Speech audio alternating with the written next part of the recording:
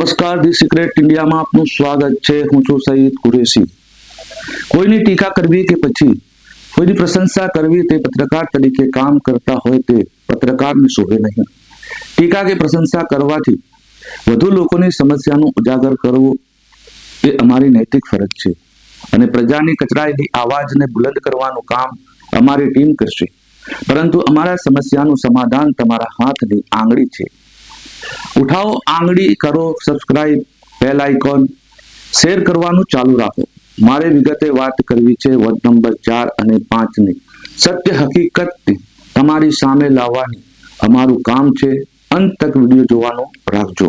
પાલનપુર કોટ વિસ્તારમાં વિકાસ વ્યવસ્થાને લઈ લોકોમાં બુમરાણ ઉઠી છે, તદ્દન ખોટી હોય તેવું કહી શકાય નહીં, કારણ કે ધી સિક્રેટ ન્યૂઝ ચેનલે અગાઉ કરેલા જાહેર માર્ગ પરના ગંદા પાણીના અહેવાલની અસર જોવા મળી હતી, પરંતુ દુઃખની વાત એ પણ હતી કહી શકાય છે કે વોર્ડ નંબર 4 ના વિસ્તારમાં સમાવેશ સલેમપુરાથી આંબલી ચકલા જતા માર્ગ પર ગંદા પાણી ત્યારે જ આવે છે જ્યારે નગરપાલિકા દ્વારા શુદ્ધ પાણી સપ્લાય કરવામાં આવે છે।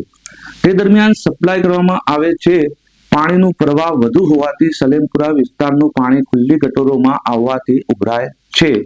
કેટલાક લોકોની લાપરવાહીના કારણે જાહેર માર્ગ પર ગંદા પાણી ફેલાઈ રહ્યા હોવાનું જાણવા મળ્યું છે। આપણી સામાન્ય ભૂલને લઈને આપણે નગરસેવકોની જે ટીકા કરીએ છીએ તે યોગ્ય નથી। 3 દરવાજા વિસ્તારમાં આવેલ ખુલ્લી ગટરોની સફાઈ કરવામાં આવી હતી, જ્યારે નગરસેવક ઉભા પગે રહીને સાંકડી ગલીઓમાં લોકોની અવરજવર વચ્ચે સફાઈ કરવામાં આવી હતી।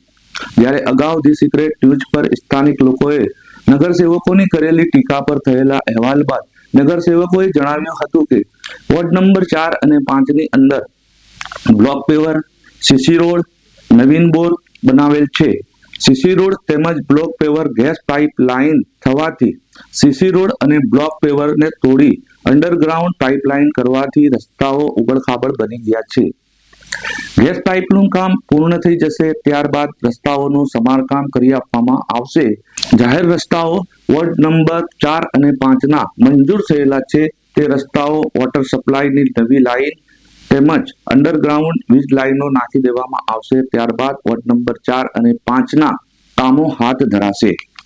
જો કે વોર્ડ નંબર 5 ના વિસ્તારમાં આવેલ ભોયફળી, ગુંજીફળી, કચરુફળી જેવા જાહેર રોડ ઉપર આવેલી ખુલ્લી ગટરોની સફાઈ વોર્ડ નંબર 5 ના નગરસેવક સાહિલ કુરેશી રૂબરૂમાં હાજરી આપી રહ્યા હતા અને હાજર રહી પોતે સફાઈ કામદારો જોડેથી ગટરોનું સફાઈ કામ કરવામાં આવી રહ્યું હતું। વધુમાં કે જે મોહલ્લા શેરીઓની અંદર ખુલ્લી ગટરો હતી તે અંડરગ્રાઉન્ડ કરી દેવાથી લોકોને પડતી હાલાકી દૂર થઈ હોવાનું જાણવા મળ્યું હતું। વોર્ડ નંબર 5 ના રાજગઢી વિસ્તારમાં આવેલ શાળા સંકુલ આગળ ગંદકી કરવામાં આવે છે તે આસપાસના સ્થાનિક વિસ્તારનું કે જ્યાં ડોર ટુ ડોર વાહન નહીં જઈ શકતા તેવા વિસ્તારના જાહેર સ્ટેન્ડ આપવામાં આવ્યું। વોર્ડ નંબર 5 ના રાજગઢી વિસ્તારમાં આવેલ શાળા સંકુલ આગળ ગંદકી કરવામાં આવે છે તે આસપાસના સ્થાનિક વિસ્તારોનું કે જ્યાં ડોર ટુ ડોર વાહનો નહીં જઈ શકતા તેવા વિસ્તારોના જાહેર સ્ટેન્ડ આપવામાં આવ્યું છે। તે સ્ટેન્ડ રોજે રોજ સફાઈ કરવામાં આવે છે, પરંતુ તેનું કાયમી ઉકેલ લાવવા મોહમ્મદભાઈ મંસૂરી, સાહિલભાઈ કુરેશી, અબરારભાઈ શેખ આ ત્રણેય સાથે રહી વોર્ડ નંબર 4 અને 5 ના નગરસેવક તેમજ નગરસેવિકાઓ સાથે મળી ગંદકી અંગે કાયમી ઉકેલ લાવવા ચીફ ઓફિસર તેમજ નગરપાલિકા પ્રમુખ અને સેનિટેશન ચેરમેનને રજૂઆત કરવામાં આવી હતી। જો કે આ જાહેર સ્ટેન્ડ અન્ય જગ્યાએ ખસેડી દેવું તેમજ અન્ય માર્ગ પર થતી ગંદકીના કારણે શાળા આવતા બાળકો તેમજ રાહદારીઓનું સ્વાસ્થ્ય જોખમમાં છે। તાત્કાલિક ખસેડવા રજૂઆત કરવામાં આવી હતી। અત્રે ઉલ્લેખનીય છે કે વોર્ડ નંબર 4 અને 5 માં સમાવિષ્ટ વિસ્તારોની નગરસેવકો રૂબરૂમાં મુલાકાત લે તેમજ લોકોની પડતી હાલાકી દૂર કરે તેમજ સાચી ફરજ નગરસેવકોની છે। જો કે નગરસેવકો પોતે લેખિત નગરપાલિકામાં રજૂઆતો કરવા છતાં તેમનું કામ થતું નથી, ત્યારે આમ જનતાને ક્યાંથી કામ થશે? તેમના વિસ્તારમાં મતદારોનું કામ કેવી રીતે થશે તે પણ એક દુઃખની વાત છે।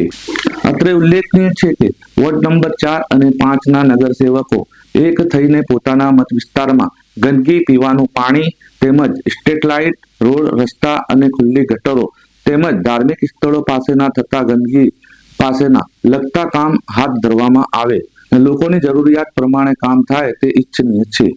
નગરસેવકોએ પણ પોતાના મત વિસ્તારમાં રૂબરૂ મુલાકાત લઈ લોકોની સમસ્યાનું નિરાકરણ લાવવા લોક માંગ ઉઠવા પામી છે.